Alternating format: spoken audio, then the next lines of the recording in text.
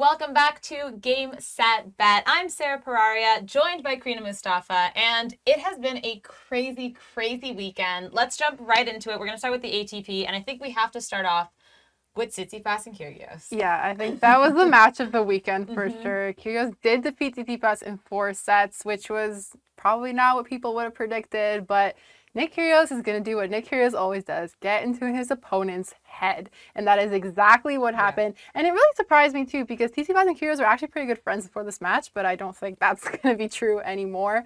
After the match, he called Kyrgios a bully, and Kyrgios called Tsitsipas soft. And basically what had happened was Tsitsipas was, reacting the way he always does when he starts to lose and he gets frustrated. So he starts to do his little antics. And Tsitsipas was not having it. He was aiming his ball at Kyrgios multiple times. He ended up getting fined $10,000 for doing so. And he actually hit Kyrgios at one point too. And then one ball went flying into the crowd. And, if that hit someone, he would have been defaulted, which is what got Kyrgios even more upset. And the whole thing just blew up. And yeah, here we are. Kyrgios won his second match against Nakashima just this morning. So he's through and Tsitsipas is not. So I do have to say though, I completely agree with the fact that he gets Kyrgios gets into his opponent's heads, and you know what? A lot of the time it works, and we've seen that. But he did have a fair point. He brought up the Djokovic default that we saw, because Djokovic actually had hit an audience member. But the thing is that, Tsitsipas could have hit somebody. And, the thing is, I think he should have been defaulted, too, because it was just... If you either be consistent with it, to be honest, I don't think any of them should be defaulted because things happen. I didn't even think Djokovic should have been. But if you're going to do that for him and you're going to default him, you have to do the same for Tsitsipas, because you can't be well, it could have hit someone, but it didn't, so we're not. The rule should be the rule. That being said, I think Tsitsipas needs to learn from this, because you cannot let another player get into your head. Arguably, he is the better tennis player. He should have won, but he didn't, I think, because he just mentally kind of lost it and couldn't stay checked into the game. Yeah, when all your effort is being placed into hitting the other player multiple times, you've lost the match already. And Kyrgios did also get fined $4,000 for swearing. I think at the umpire and his box. And he said, "Are you dumb?" Yeah, it's a whole thing. And we're right. We were talking about you got to start taking the over on the Kyrgios outburst.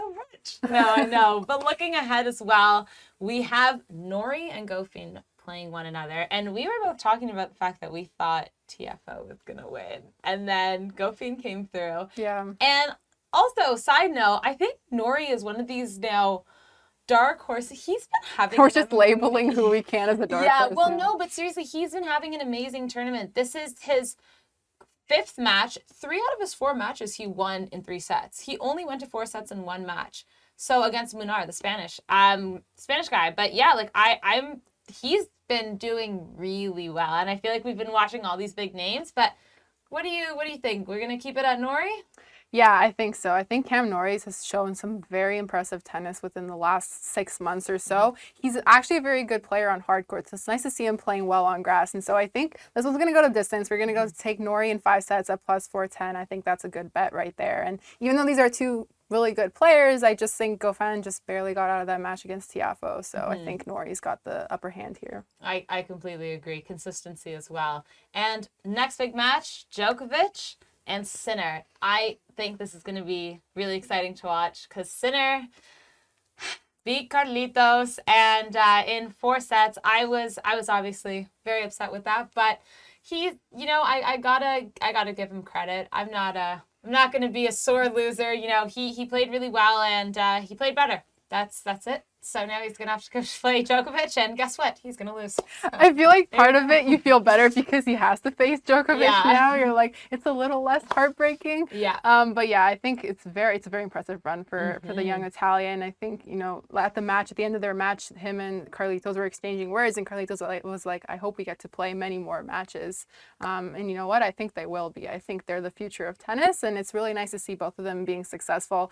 But yeah, this is going to be a very tough match against Djokovic. I think the Italian can stress him out, maybe push him a little bit, but I don't know if he's going to come out of this one. Yeah. But we're still thinking we're going to take Djokovic. Yes. Yeah. So those are the quarterfinals for tomorrow. We have Rafa playing later today, so we'll be back with tomorrow with all the ATP news you need to know in Wimbledon.